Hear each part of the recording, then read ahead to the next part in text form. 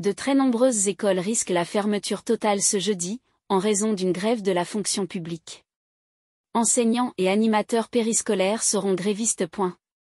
Ne laissons pas faire, tel est le mot d'ordre du SNUIP-FSU, Syndicat national unitaire des instituteurs et des professeurs des écoles, à l'approche du jeudi 5 décembre 2024, qui signera une journée de grève massive dans les écoles élémentaires.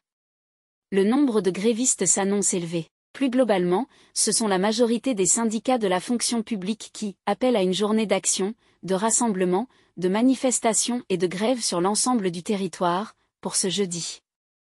Et de fait, de très nombreuses écoles élémentaires sont impactées. Pour l'heure, le syndicat majoritaire dans les écoles élémentaires ne connaît pas encore le taux de grévistes et d'écoles fermées car les professeurs ont jusqu'à ce soir pour se déclarer, mais il nous indique déjà la tendance. Et un nombre de grévistes très important. Les professeurs des écoles sont extrêmement mobilisés sur cette grève, tout le monde se sent touché, et donc la colère est montée progressivement, nous affirme d'emblée Ghislaine David, porte-parole du SNUIP-FSU, jointe par actu.fr. Si de nombreuses écoles risquent d'être complètement fermées, garderies et cantines incluses, c'est aussi parce que les animateurs périscolaires seront aussi massivement en grève. Mouvement inédit. Ainsi, le mouvement s'annonce très suivi.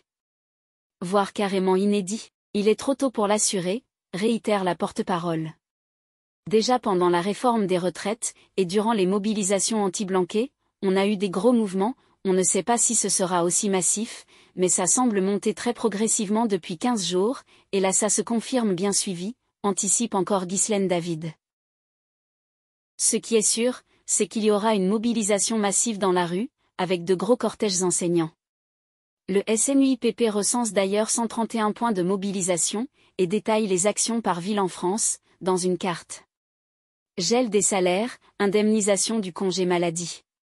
Dans le viseur des syndicats d'enseignants, plusieurs choses, la baisse de l'indemnisation du congé maladie et le passage à 3 jours de carence en cas d'arrêt, le gel des salaires, et les suppressions de postes annoncées. Et puis comme on n'a pas cette indemnisation du congé maladie comme les salariés du privé, on a ce sentiment d'injustice, et de perte d'argent dans un contexte où le métier d'enseignant est de moins en moins attractif.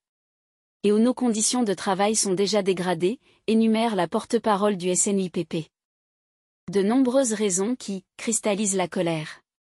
Selon elle, peut-être que la probabilité d'un gouvernement qui démissionne, en lien avec le 49-3 déposé par Michel Barnier et la motion de censure, serait un facteur supplémentaire de mobilisation pour les éventuels indécis. De nombreux enseignants ont également été choqués par les propos de l'ancien président de la République Nicolas Sarkozy, que les syndicats d'enseignants qualifient de « prof-bashing ». Et pour cause, l'ex-président a stigmatisé le travail des enseignants, estimant que la France n'avait pas les moyens d'avoir 1 million d'enseignants. C'est 24 heures par semaine, 6 mois de l'année, entre les vacances et les week-ends. Avait-il lancé début novembre.